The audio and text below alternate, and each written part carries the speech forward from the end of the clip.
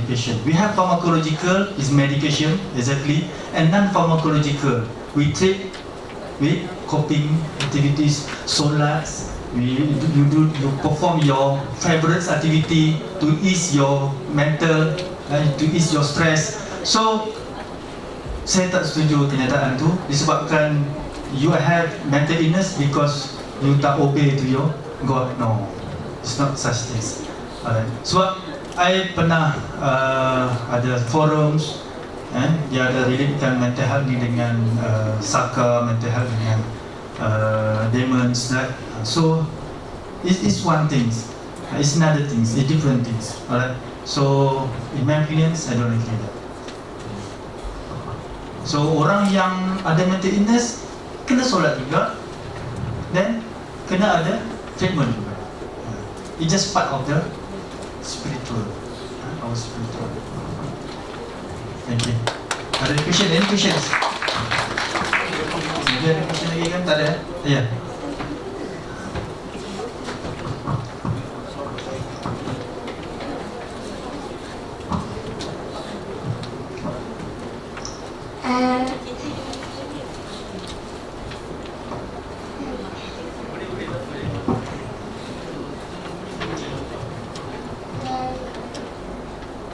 The treatment for depression and other mental disorder, will it be treated?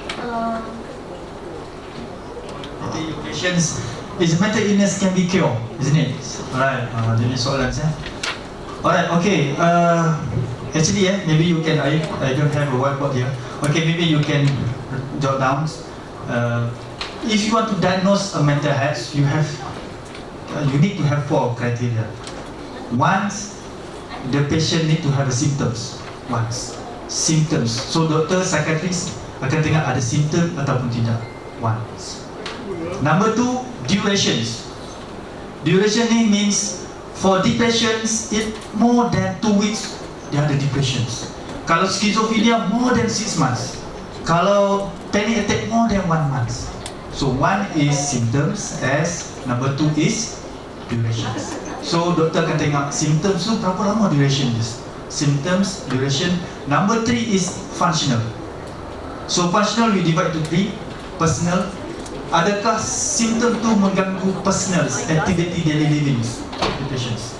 Personal. Number 2 under functional. Number 2 is relationships. Adakah symptom tu mengganggu relationships patient? Dia tak involved dengan community, dia belum ambil seorang. So functional. And number 3 is occupation. Adakah dia mengganggu kerja seorang pesakit tu? Ataupun you are student, adakah dia mengganggu you punya education, academic?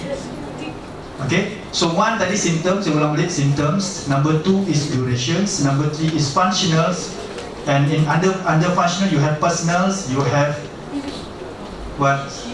Relationship. And number 3 you have occupation or academic. And number 4 is number 4 is exclusions. So the psychiatrists, the medical doctor, they will see the exclusion. Exclusion ini means adakah penyakit ini disebabkan dia akan excludekan. Contohnya, patients who are having hypothyroidism or hyperthyroidism, they will have mimic symptoms yang sama lebih kurang macam psychiatrist. So dia akan excludekan benda tu.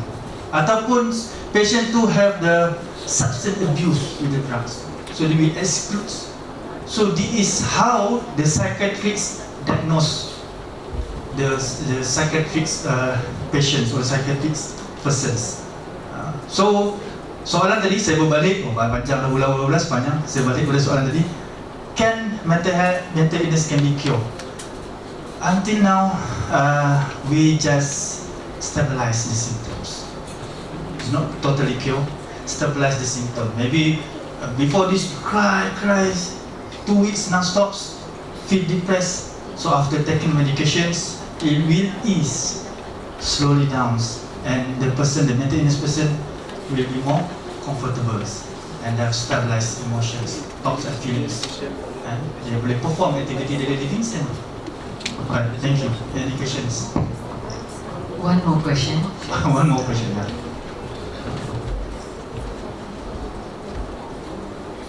I have a question for you, Mr. Amin. Alright, first of all, I would like to say that thank you for the information when it comes to your presentation and all, but this question, however, is pretty sensitive.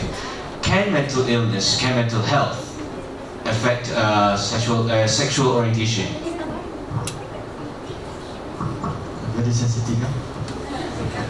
Brilliant question, yeah.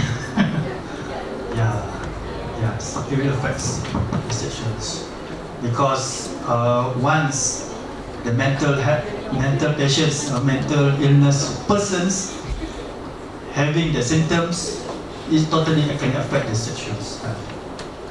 It cannot be in the normal persons. It can be in the normal persons, Right. So it will alter, it will disturbs the normal activity daily living.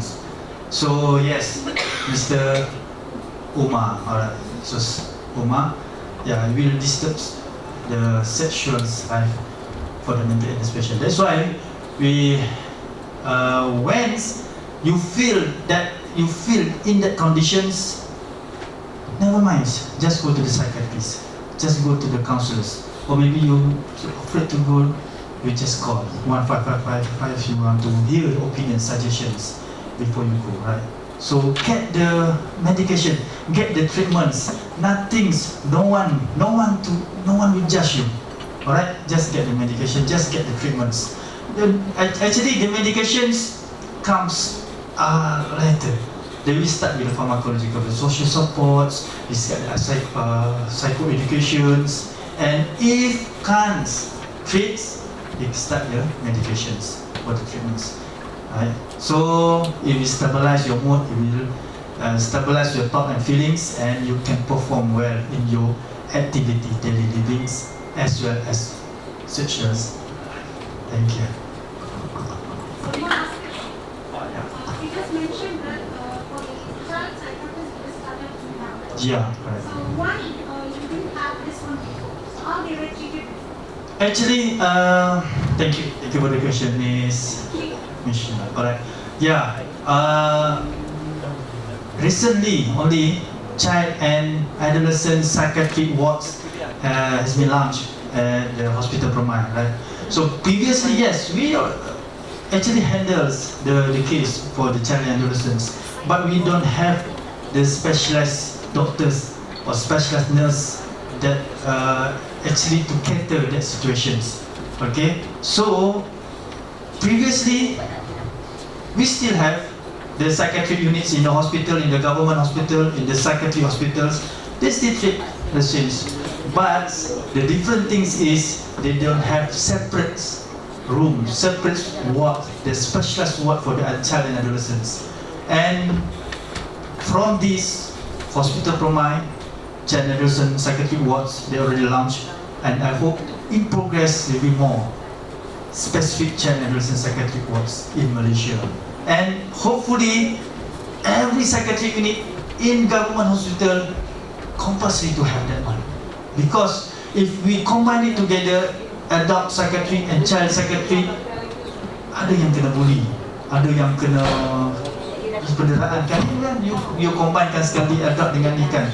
So actually child and adolescent psychiatry ward ni in developing country dah lama dah.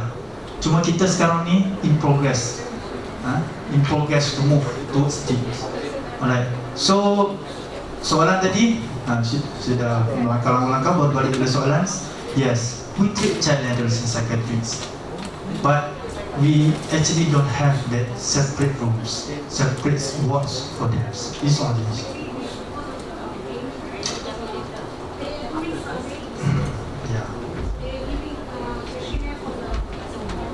Yeah, right.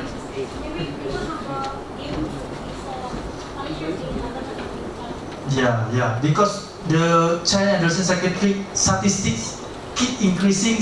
That one of the concerns that they have to develop, focusing on child and adolescent psychiatrists. Before this maybe is low, but now it keep increasing.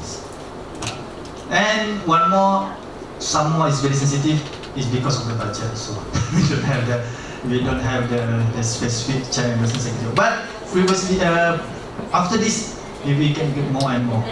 Right? Thank you. Thank you very much, Mr. Amin Zaki. Maybe if you have any questions, you can approach Mr. Amin Zaki later. Alright. Thank you very much, Mr. Amin Zaki, for the very enriching sharing on your topic. Okay, I think we got the right person to talk the right thing. Yeah. Now, Mr. Amin, please remain at the front. Yeah. Now, before the handing over, let me make some message here. Message to take home, ladies and gentlemen. Mental health is real. Alright, mental health is everybody's business, as mentioned by Mr. Amin Zaki just now. Mental health affects every life stage. Alright, so be aware of mental health issue. Strengthen your coping strategies to maintain good mental health. Yeah. Congratulations to all winners. Okay, do not lose hope. You have more to come. Alright, as to appreciate Mr. Muhammad Amin Zaki for his valuable contribution, may I call upon TS Dr. Sharifah Shafinas to kindly present a token of appreciation to our guest speaker.